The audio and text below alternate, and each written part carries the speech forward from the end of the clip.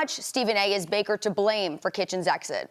Well, I think he at least deserves 50% of the blame. I mean, he was an interception waiting to happen. He threw almost as many interceptions as touchdowns. Wasn't quite as bad as Jameis Winston, but he was second in the league in interceptions, if I remember correctly, with 21. The bottom line is this. Baker Mayfield has not been that impressive. They gave Freddie Kitchens the job because of his relationship with Baker Mayfield. For some reason, Baker Mayfield, a puppy in the National Football League, ultimately had the clout to decide who the head coach was going to be coming into this season.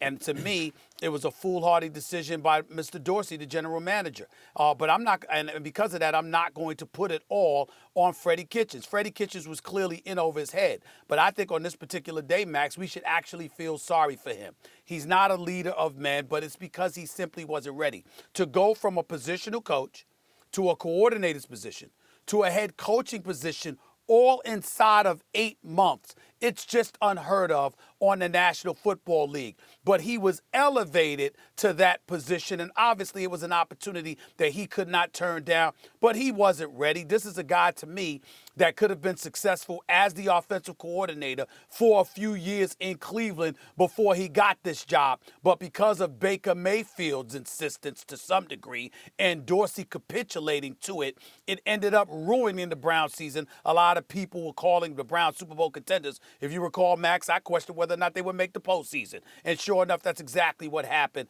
I feel bad for Freddie Kitchens because he wasn't ready to be a head coach. But I'm sorry that he got fired because he was just promoted a bit too prematurely. That was exactly right. I have nothing to add about Kitchens in that respect. I think that was perfectly stated. I want to say something about Baker Mayfield. I love the idea of Johnny Manziel in the NFL because I wanted to see, is it possible to be Joe Namath nowadays? Is it possible? Can you do things not the way every other franchise quarterback does things? If you listen to Tom Brady or, until recently, Andrew Luck or Lamar Jackson or Deshaun Watson or Russell Wilson, they all sound the same. They drank the quarterback Kool-Aid franchise leader stuff a long time ago. That's why when you hear Cam Newton, you go, nah, not exactly. Something's off, right? I wanted to see if it could be done the way Manziel would do it. Cocky, not like everybody else, and still have success. Manziel wasn't talented enough and not dedicated enough. Baker Mayfield, I thought, could do it. And it would be awesome if he could. But there's one, and I'm not saying, hey, you have to change your personality now. I'm saying if you want to be that way, you can't throw 21 interceptions and have all that talent and lose. Stephen A., the video of him talking to a fan who's heckling him, telling him to come down here and say that to his face right before they take the field, and someone posted, it may have been Jeff Schwartz, or someone posted this on Twitter, and I watched, I couldn't believe it. If you do that, then you got a ball.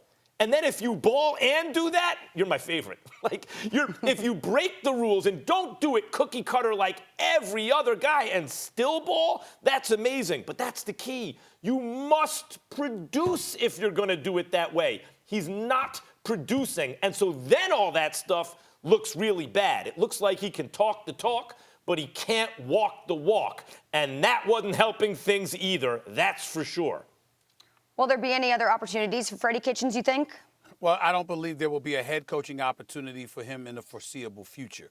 I think that, he's got a chance, but he's got to land a coordinator's position first. There's something to be said for paying your dues. Now, again, one of the other reasons I feel sorry for Freddie Kitchens, because even though he was elevated to a position he was not yet ready for, we look at a guy in Cliff Kingsbury in Arizona. You know what? You didn't have a winning season. The bottom line is this. You were below 500 as a collegiate coach. You were never in the national championship picture. Why the hell did you get a job? Because of your relationship with supposed quarterbacks that ended up in the NFL. Freddie Kitchens gets the job because of the relationship with Baker Mayfield. I'm sick and tired of these guys ingratiating themselves with obvious talent at the quarterback position. And because of that, that suddenly warrants you getting a head coaching job. It's utterly ridiculous. I can understand how it would warrant you getting a quarterback's coaching position job, but not the head coaching job. And let's take this into consideration. For years, we've been raving about Tom Brady and how phenomenal Tom Brady is. Okay, well, guess what? Bill O'Brien used to work with him. Josh McDaniels has been working with him for years, okay? So look at it from that perspective. Now you turn around. Bill Belichick's always been the head coach, but there's somebody directly working with Tom Brady on the offensive side of the ball that answered to Bill Belichick. Why? Because you need a leader of men who knows how to delegate and allocate responsibilities to subordinates and holds everybody accountable. Not you don't give a guy a head coaching job just because he's managed to ingratiate himself with a quarterback or that quarterback suddenly loves this dude and they could go out and drink together and hang out and have conversations. This is ridiculous. All right, well, the Browns finishing 22nd in scoring in the NFL under the one season with Freddie Kitchens. Thanks for watching ESPN on YouTube. For more sports highlights and analysis, be sure to download the ESPN app. And for live streaming sports and premium content, subscribe to ESPN+.